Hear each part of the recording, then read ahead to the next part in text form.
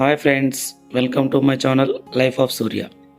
ఈరోజు మనం సిక్కుల పవిత్ర పుణ్యక్షేత్రమైనటువంటి గురునానక్ జీరా సాహెబ్ టెంపుల్ని దర్శించబోతున్నాం. ఇది కర్ణాటకలోని బీదర్లో ఉంది. మన నారాయణఖేడ్ నుంచి 40 కిలోమీటర్లు, హైదరాబాద్ నుంచి 150 కిలోమీటర్ల దూరంలో ఉంటుంది.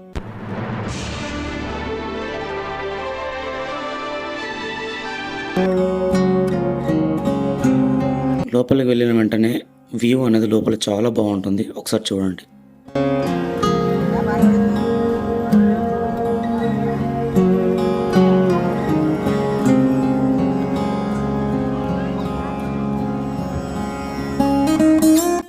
సిక్కు సాంప్రదాయం ప్రకారం గుడిలోకి వెళ్ళాలంటే తలపైన కర్చీఫ్ కానీ లేదా ఏదైనా క్లాత్ కానీ కప్పుకొని వెళ్ళాలి.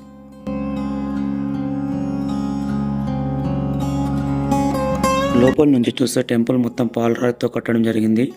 చాలా అద్భుతంగా ఉంది. టెంపుల్ అనే కాకుండా లోపల ఉన్న అన్ని నిర్మాణాలు ప్రతి ఒక్కటి పాలరాతితో కట్టడం జరిగింది. చాలా అద్భుతంగా ఉంది. ఈ టెంపుల్ భారతదేశంలో అతి పవిత్రమైన సిక్కు దేవాలయం. కుల మతాలకు అతీతంగా అన్ని మతాల వారు దర్శించుకుంటారు. టెంపుల్లోకి వెళ్లే ముందు ప్రతి ఒక్కరూ ఇక్కడ కాళ్ళు కడుక్కొని లోపలికి వెళ్ళాలి. ఇక్కడ చూస్తే మనకి 3 దర్బారాలు ఉన్నాయి. మనం లోపలికి వెళ్ళేది మొదటి దర్బారు. దీన్ని గోల్డెన్ టెంపుల్ అంటారు. లోపలైతే చాలా అద్భుతంగా ఉంది.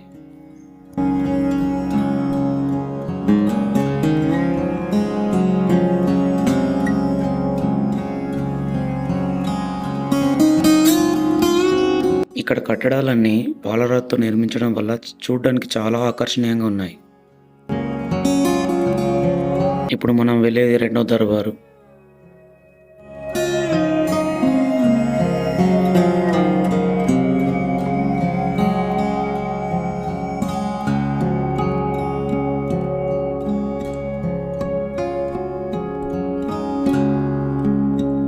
గురునానక్ జీరా సాహెబ్. జీరా అంటే జలధార ఆర్ నీటి ఊరట అని అర్థం.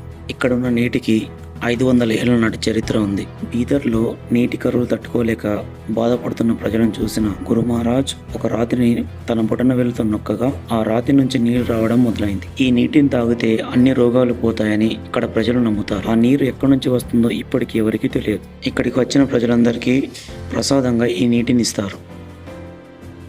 3వ దర్బారే లంగర్ హౌస్.